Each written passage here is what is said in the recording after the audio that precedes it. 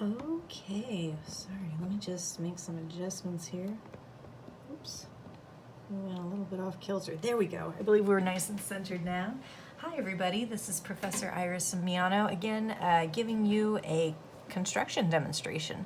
This is going to be a construction in which you will give yourself a line and a point that's not on the line, and from there you'll be able to construct a line that's parallel to that given line. So we're definitely starting from scratch. I haven't even presented on the page just yet the things that are given to me, but I do want to highlight what tools you're going to need. It's always the same. You need a straight edge, which I'm using this flexible ruler. Any type of ID card or anything with a straight edge to it will work. You'll definitely need a compass. I opted for this Mr. Pen that I've already kind of more or less advertised for. I found off of Amazon for just shy of $6. And then of course you'll need an additional writing utensil. I recommend a pencil, but you do you, okay? So if you have your textbook, you can open it up to page 206 to follow along with the instructions, or just, listen and follow along with me. So we need to give ourselves a line and a point not on that line. So I would, in the space that you're providing yourself to work, have this initial line kind of towards the bottom of the space provided, and give yourself a generous line. So here I go, giving myself a generous horizontal line. We're not going to need all of this space here. And they call it line AB, so just put A somewhere here and B somewhere over there. And then give yourself a point P that's not on this line. So if you're following with the book's convention, which I definitely am, I'm just going to put my P somewhere hovering above line AB and roughly about halfway in between the physical locations of A and B, and call it P, okay? So your first move is going to be drawing a line that connects A to P, okay? And you want to draw it longer than you might think. So having an extended straight edge, like my ruler, I think is good. But you can always just, if you're going to use an ID card, you can always just draw a little bit of the trajectory, keep your writing utensil down, and then move your, straight edge up, and you'll get to the other end of it. So anyway, definitely, obviously you need to connect A to P, but go beyond as well. How much beyond? Well, you might need to make adjustments after the fact if you don't quite hit the things that you want to. Oh gosh, I'm like really shaking the camera here. I'm so sorry. I'm gonna try not to bump that again. In order to draw this line, here we go, and just go further than you think you might. Just get crazy. You can't draw a line too long. Oh, and I realized that my straight edge here went a little wonky, so I'm going to just erase those extra bits. That's the risk you run with getting a soft ruler in play. So just kind of darken that in a little bit. Draw an arrow pointing here and pointing there, indicating that AP is indeed a line. Okay? So then what'll be the next part of this process?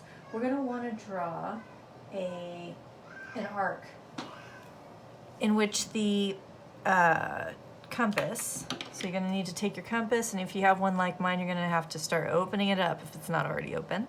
And you want to open it up to such a radius distance. So the radius, again, just to be clear for everybody, is the distance between the center, or pointy part, I sometimes call it, and the writing utensil. So right now, this distance is the radius. And if I continue unscrewing it, I will increase the radius. And I want to get the radius so large that it captures the distance from A to P. So it looks like I overshot it a little bit, so I'll tighten it up. It looks like I got it, okay?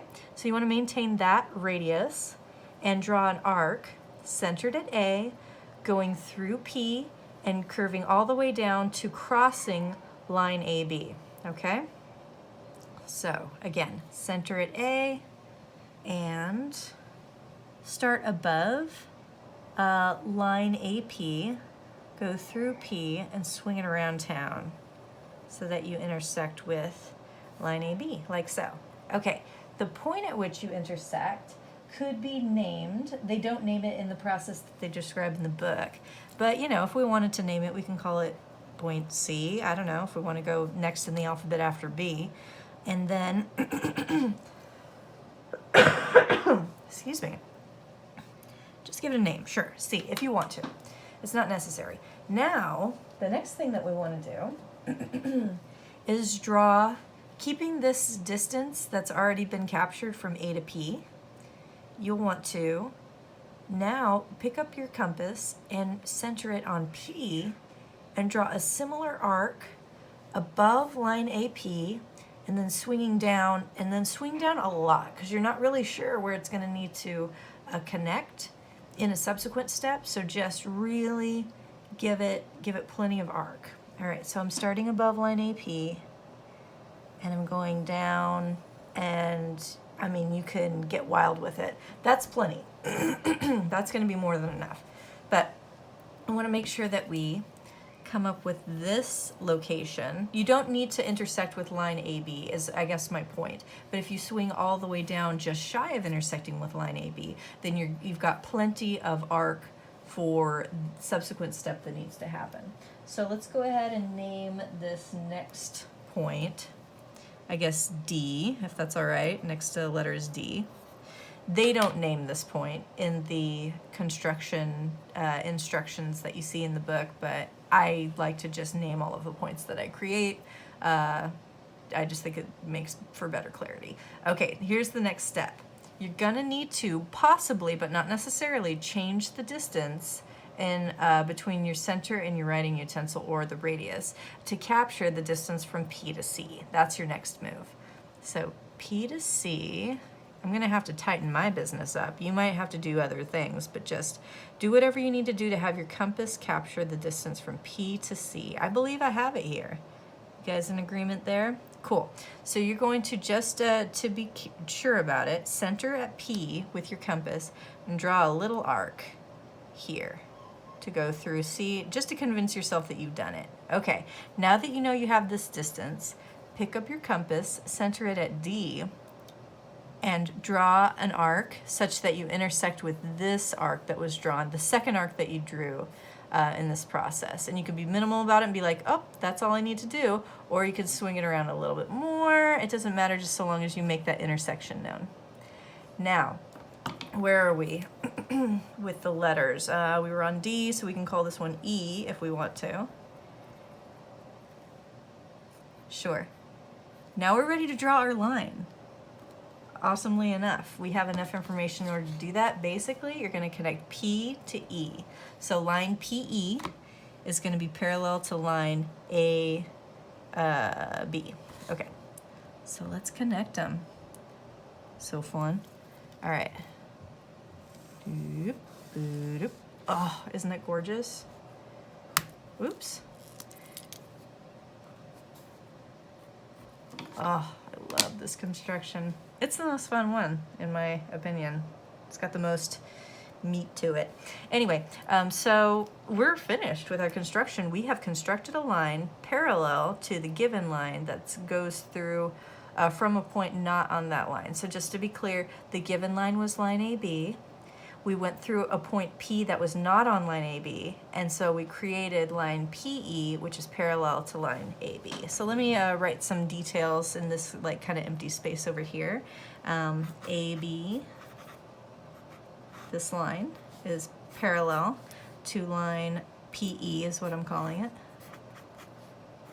So I know the textbook and when I have my PowerPoint presentation lectures, the symbol is like these two completely vertical lines, and sorry, force of habit, I definitely make my parallel symbol when I actually write it is usually a little bit tilted.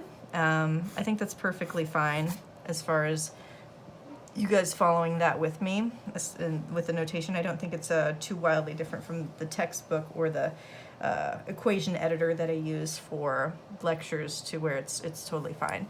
And furthermore, what else do we want to say? No, I think that's we could just leave it at that. You can add some more detail about how AB was the given line and P was the point that was presented not on the given line that the parallel line that we constructed goes through. Sure, you could add all that to it, but this is the crux of it. This is the thing that we care about. Great. Thank you so much for your attention, and please let me know if this can be reiterated in class. I'd be delighted to talk about it further with you upon request. Have a great day, and I'll see you soon.